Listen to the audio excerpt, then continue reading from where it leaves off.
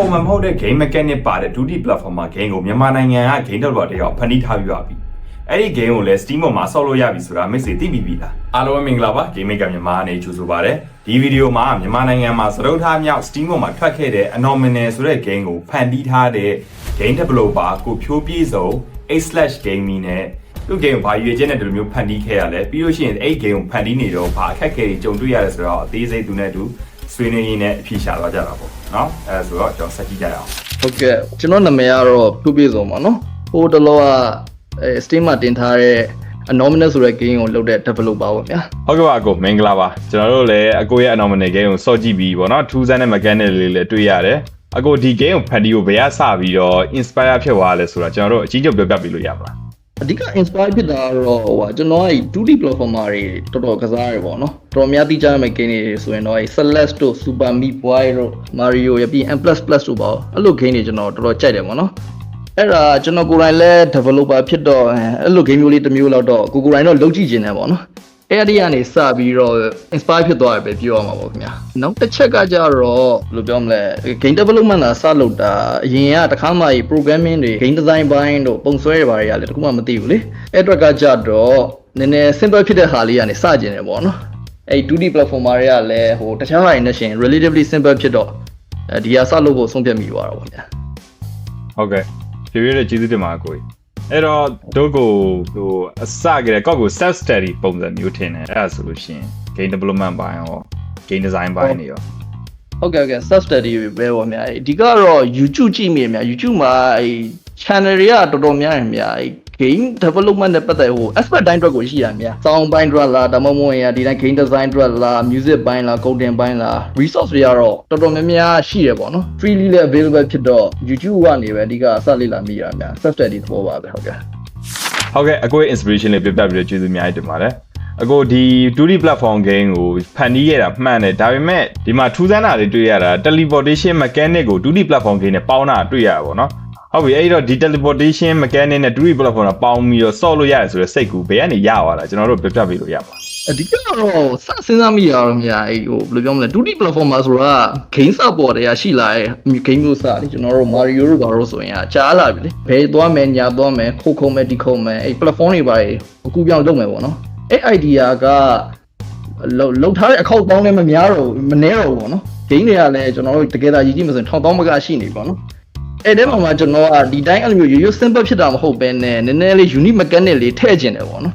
အဲ့ဟာနေစစဉ်းစားပြီးတာနေမှအခုနောက်ဆုံး teleported ဖြစ်သွားပါတော့ unique mechanic ကတော့ဟုတ်ထည့်မယ်ဆိုတာစဉ်းစားတော့မှဒါပေမဲ့တကယ် idea ရလာတော့ဒါပေမဲ့ unity engine မှာရှေ့လီနေပေါ့နော်ဘယ်ညာသွားမယ်ခုံမယ်ဒီလောက်ပဲပေါ့နော်ဒါပေမဲ့ mouse နဲ့ keyboard နဲ့အတူတူကစားရတဲ့ 2D platform မှာတော့မရှိတော့ဘူးပေါ့နော်အဲ့ဟာနေ idea စရပြီးတော့ mouse နဲ့ mouse ကို 2D platform မှာလည်းထည့်ကြည့်မယ်ပေါ့နော်အဲ့အနေနဲ့တစ်မှာအလုံးလေးကိုဒီလိုက်ရွှေ့ရင်ဒီတိုင်းပြောဖို့တော့ကောင်းသားပေါ့နော်အဲ့အနေတစ်စစ်မှာ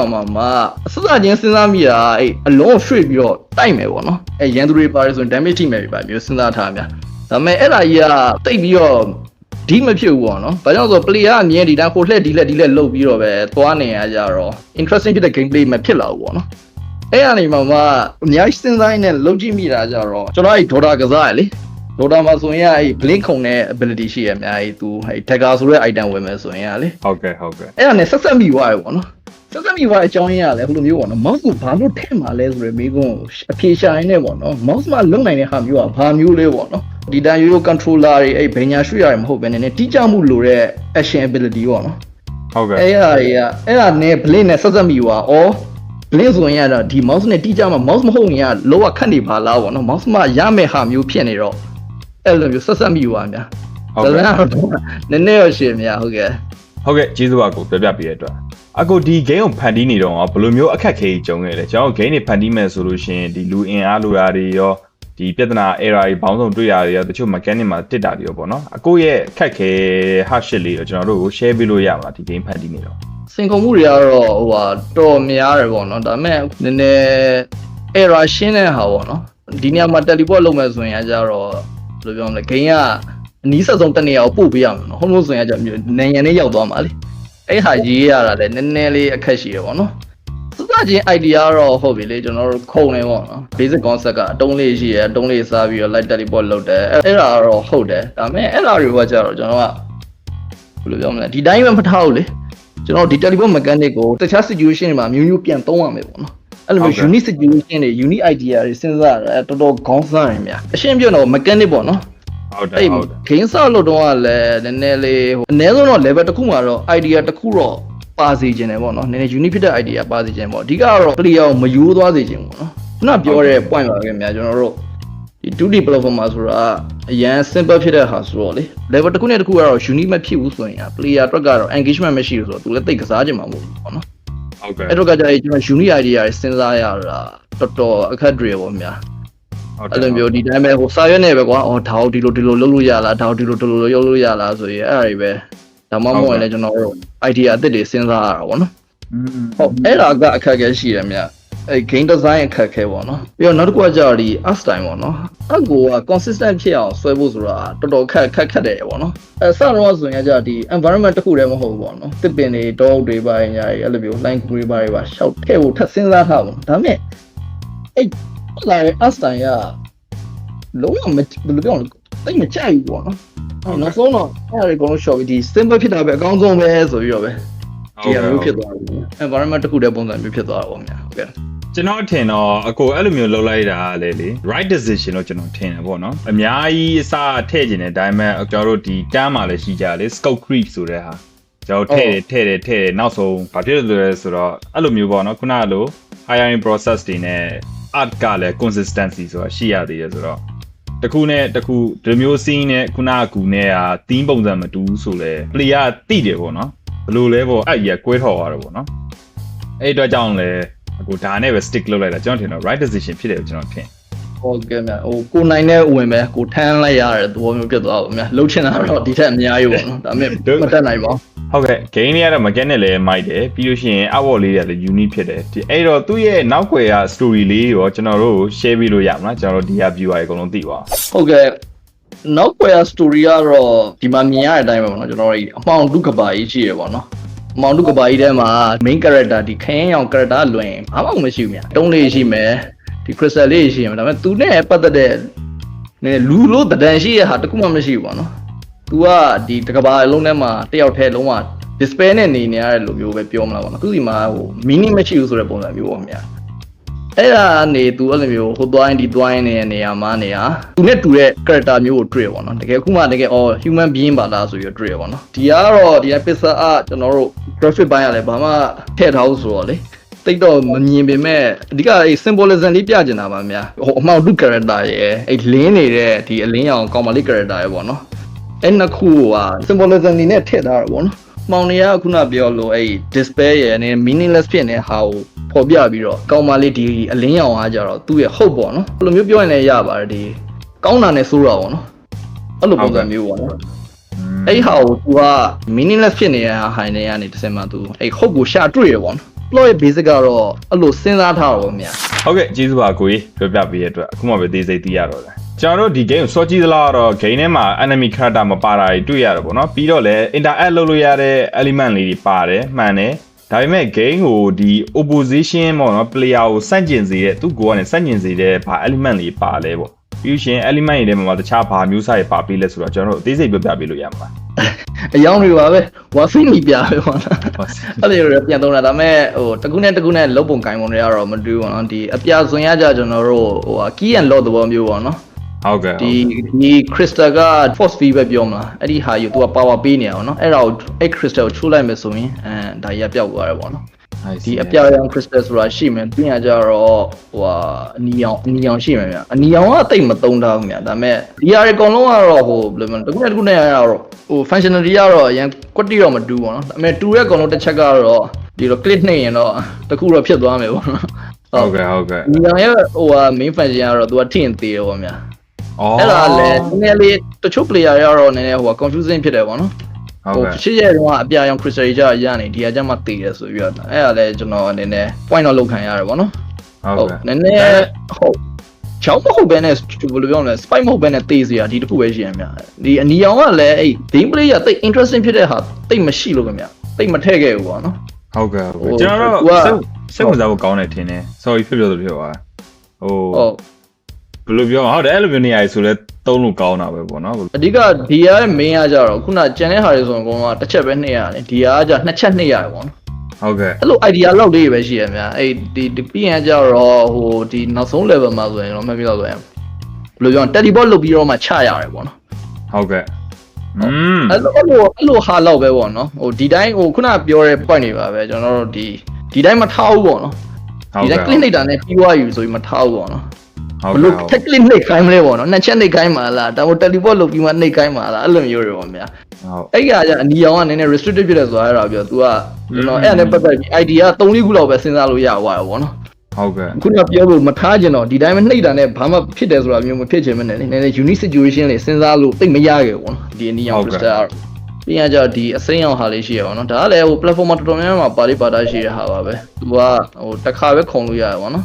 ဟုတ်ကဲ့တစ်ခါလုပ်ပြီးတော့ပျောက်သွားရပေါ့နော်ဟုတ်ကဲ့ဒီအစိမ်းအောင်ဟာလေးရှိမယ်ဟိုပြီးရကြတော့အဲ့ခုနပြောရလို့ပါပဲဒီသူတို့ကကြ crystal မဟုတ်ဘူးဆိုတော့ဘာမှ interactive မဖြစ်ဘူးပေါ့နော်ဟုတ်ကဲ့ crystal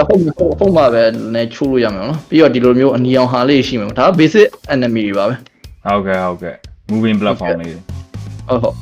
ုတ်ဒီ level မှာဆိုရင်ကြတော့ bounce လုပ်တဲ့ဟာလေးရှိမှာပေါ့နော်ဟုတ်ကဲ့သူကတော့ထပ်ပြီးအပေါ် force ထပ်ပေါင်းတာပေါ့အပေါ်ဟုတ်တယ်โอเคဒီကကြတော့ဟိုကတော်တော်ပြန်သုံးလို့ကောင်းတယ်ပေါ့ဟိုဒီအနီအောင်ဟာလိုမျိုးမဟုတ် तू ကအများကြီးကိုသုံးလို့ရအများဒီမှာဆိုရင် version ဖြစ်သွားတယ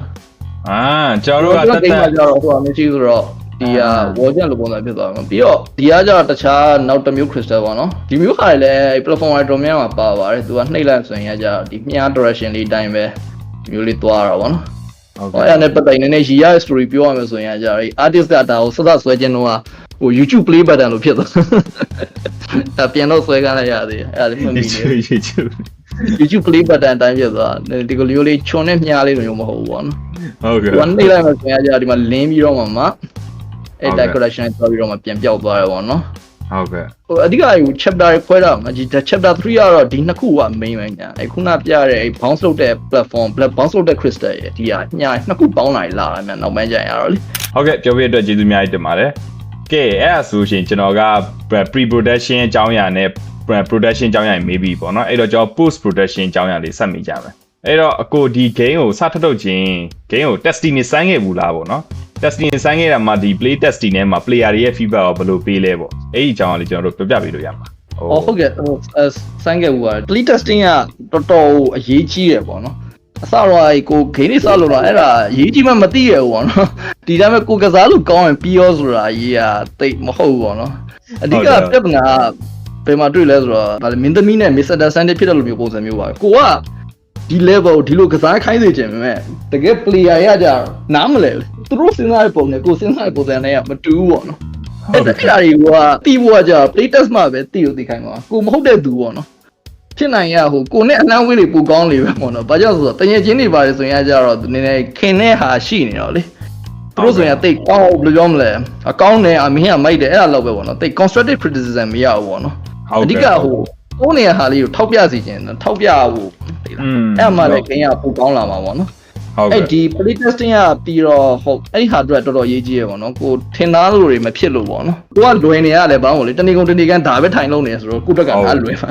ဟုတ်တယ်အဲ့လိုလုပ်တဲ့သူတက်ကကြာဒါခတ်နေတာနော်အဲ့အကြောင်းတွေတီးပါကြ play test လုံးမှာပဲအဆင်ပြေတယ်ပေါ့ဗျာဟုတ်ကဲ့ဟုတ်တယ်ဟုတ်ပြီးတော့ play test ကကြာတော့ကောင်းတဲ့ point တစ်ခုကကြာကျွန်တော်တို့ idea အသစ်တွေရရပေါ့နော်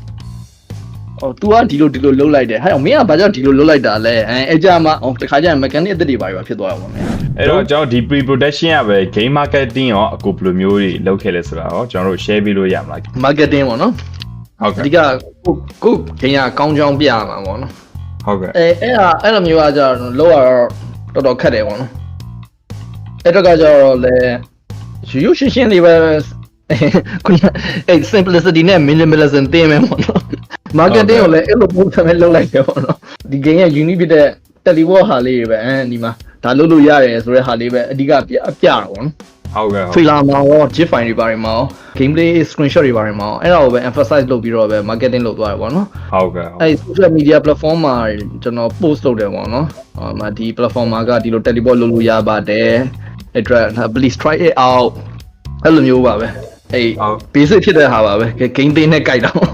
ဟုတ်ကဲ့အဓိကအဲ့မှာနည်းနည်းဟို မထင်မှတ်ပဲကောင်းသွားတာကြတော့ Facebook community ပေါ့နော်ကျွန်တော်စတာကျွန်တော်အဲ့ Facebook မှာမလုပ်မြာကျွန်တော်အဓိကသုံးတဲ့ platform အဲ့ Reddit ပေါ့နော် Reddit ကကိုရီ3ထားလည်းရှိရဆိုတော့လေအဲ့ Reddit မှာပဲကျွန်တော်အဓိက post တွေတင်တာပေါ့နော်ဒါပေမဲ့အမှားကြတော့ reaction တွေရ engagement တွေအထင်တော့မရဘူးပေါ့နော် ဟုတ်ကဲ့ အဲ့တကယ်ရသွားတာကအဲ့ Facebook ရဲ့ Steam community မြန်မာ page မှာလည်းကျွန်တော်ဒီတိုင်းပဲကွာဟို Reddit မှာလည်းမရမှာနဲ့တူအဲ့ Facebook မှာတစ်ခါတော့ sample ကြည့်ရအောင်ဆိုပြီးတော့ဒီတိုင်းပဲအမှုမှတ်မဲ့ပဲ sample စိုက်တာများဒါပေမဲ့အဲ့မှာတော်တော်ဖြစ်သွားတာများ reaction က1500လားမသိဘူးညာတွင်းချင်းတော့တကားမှမမြင်ဘူးတဲ့ number တွေပေါ့နော်အဲ့ကြတော့မှနည်းနည်းမြန်မာ community ကတည်သွားပါတော့ဒီလို game မျိုးရှိရဆိုတာဟုတ် Steam community ဆိုတာမြန်မာလားမသိခင်ဗျာ ဟုတ် Steam community မြန်မာဟုတ်ကဲ့မြန်မာကူရှိ မြန်မာလားအကူကိုယ်တိုင်တယောက်တို့ဘယ်လိုပြောမလဲအစတော့ main တယောက်သေးပေါ့နော်နောက်ပိုင်းညမှာနည်းနည်း human power လိုလာတယ်ဒီ access တွေလောက်တာတို့ game ကိုအကုန်လုံးဖြည့်ဖို့အတွက်ပေါ့နော်နောက်ပြီးတော့လည်းတယောက်သေးလုံးမယ်ဆိုရှင်ဒါကြီးကမဖြစ်နိုင်ဘူးလို့ပြောတာတော့မဟုတ်ဘူးเนาะအချိန်အများကြီးကုန်နေတာအခုသာတကယ်လို့ award တွေကိုယ်တိုင်ဆွဲမယ်တို့ပြီးလို့ရှိရင်ထဲထဲမှာတချင်းကိုယ်တိုင်တီးမယ်ဆိုရှင်အခုတစ်နှစ်နဲ့တော့မပြီးတော့ဘူးလေဟုတ်ကဲ့ပြောပြပေးရတဲ့အတွက်ကျေးဇူးအများကြီးတင်ပါတယ်အဲ့တော့ကျွန်တော်တို့ဘက်ချန်ကလည်းနောက်ဆုံးမေးခွန်းလေးတစ်ခုပဲမေးပါတော့မှာခင်ဗျအခုဒီမျိုး game တွေဖန်တီးခဲ့တယ်เนาะဒီမျိုး process တွေလုပ်ခဲ့ရတယ်အဲ့တော့ဒီလိုမျိုးကျွန်တော်တို့ game development ကိုအခုမှစတင်လေ့လာရတဲ့သူတွေပြီးလို့ရှိရင် game ကိုကိုယ်တိုင်ဖန်တီးခြင်းတဲ့သူတွေအတွက်အခုဘက်ချန်ရောဒီမျိုး process နဲ့ပတ်သက်ပြီးတော့ဘာအကြံဉာဏ်လေးပေးခြင်းလဲပေါ့ဘာ advice တွေသူတို့အတွက်သုံးလို့ရတယ်ဆိုတဲ့ဟာကိုကျွန်တော်တို့ share ပေးလို့ရပါတယ်ဟုတ်ကဲ့ advice ပေးရဆိုကိုယ်ကတိတ် qualify ဖြစ်တယ်တော့မရှင်း advice ပေးဖို့ track ဒါပေမဲ့ပြောရတာတွေပဲကျွန်တော်ပြန်ပြောအောင်ပါမယ်ဗျာဒါပေမဲ့တခုရွေးချယ်ပါဆိုရင်တော့ downstart လုပ်တဲ့ဟာပဲပေါ့နော်အများကြီးဟိုအကြီးရတော့လူရမ်းမဆိုလုပ်ချင်တာပဲပေါ့နော်ဒါပေမဲ့အဲ့လိုမျိုးကြီးအရန်မှန်းနေရနည်းနည်းလူရခီးကိုမရောက်သွားတာဖြစ်သွားတတ်တယ်ပေါ့နော်အခုကျွန်တော်ကိုယ်တိုင်ဒီ lesson ကဒါလုံရင်းနဲ့ပြီးသွားတာပေါ့နော်ဟိုအများကြီးမှန်းလို့မရဘူးပေါ့နော်ကျွန်တော်တို့ဒီမှာရှိရဲ့ resource ရပဲလုပ်လို့ရမှာပေါ့နော်အဓိက advice တခုဆိုရင်တော့အဲ့ဒါပဲပြောပေးရမယ်များအဲ့တော့ကျေးဇူးအများကြီးတင်ပါတယ်ကိုကြီးဒီနေ့ကျွန်တော်တို့အချိန်ပေးပြီးတော့ game ကြောင်းရှင်းပြပေးတယ်ပြီးလို့ရှိရင် share ပေးတယ်เนาะပြီးရင်ဘာတွေသတိထားမလဲဘာတွေရှိလဲဆိုတာဟာတွေရောဒီ game တွေကအကြောင်းအရာတွေပြောပြပေးတော့ကျေးဇူးအများကြီးတင်ပါတယ်နောက်ထပ်လည်းဒီလိုမျိုး game တွေအများကြီးလုပ်နိုင်ပါစေလို့ကျွန်တော်ဆုတောင်းပေးခြင်းဒီလိုထူးခြားတဲ့ game mechanic တွေနဲ့မိတ်ဆွေက game ကိုစိတ်ဝင်စားပြီးကိုယ်ပိုင် game ဖန်တီးခြင်းနဲ့ဆိုလို့ရှိရင်ကျွန်တော် game maker မြန်မာအနေဖွင့်လှစ်ထားတဲ့ကို game ကိုဖန်တီးမှုဆိုတဲ့အတန်းရှိနေပါပြီ။ဒီတန်းမှာမိတ်ဆွေက Unity game development နဲ့ C# programming ကိုလေ့လာမှဖြစ်ပြီးတော့ rolling ball game 2D platformer နဲ့ third person shooter game 3ခုကိုနှစ်လအတွင်းဖန်တီးရမှာပဲဖြစ်ပါတယ်။အတန်းကြီးကတော့2သိန်းကျပ်အကျတင်မှာဖြစ်ပြီးတော့အတန်းပြီးတဲ့အခါမှာလည်း certificate နဲ့ professional game developer တယောက်ဖြစ်လာဖို့အတွက် roadmap တွေကိုလည်းကျွန်တော်တို့ကချပြပြီးသွားမှာပါကျွန်တော်တို့တန်းကမေလ17မှာဖွင့်လှစ်မှာဖြစ်ပြီးတော့လူဦးရေ15ရောက်သာကန့်သက်ထားတာမို့အခုပဲ Game Maker မြန်မာ page မှာလာရောက်စီးရင်သွင်းထားလိုက်ပါဟုတ်ကဲ့အခုဆိုရင်အားလုံးရောဒီ anomaly game ကိုကစားကြည့်နေကြပြီလားကျွန်တော်တို့ပေးတဲ့ link ကနေတွားရောက်ပြီးတော့ Steam ပေါ်မှာဆော့လို့ရပါပြီ game ကတော့$4ပဲကျပါတယ်ဒီဗီဒီယိုချန်တဲ့ဆိုလို့ရှိရင် like and share လေးလုပ်ပေးပါအောင်အားလုံးကိုအဆုံးထိကြည့်ပေးတဲ့အတွက်ကျေးဇူးများတင်ပါတယ်နောက်ထပ်ဗီဒီယိုတွေမှာပြန်လည်ဆုံတွေ့ကြမယ် bye bye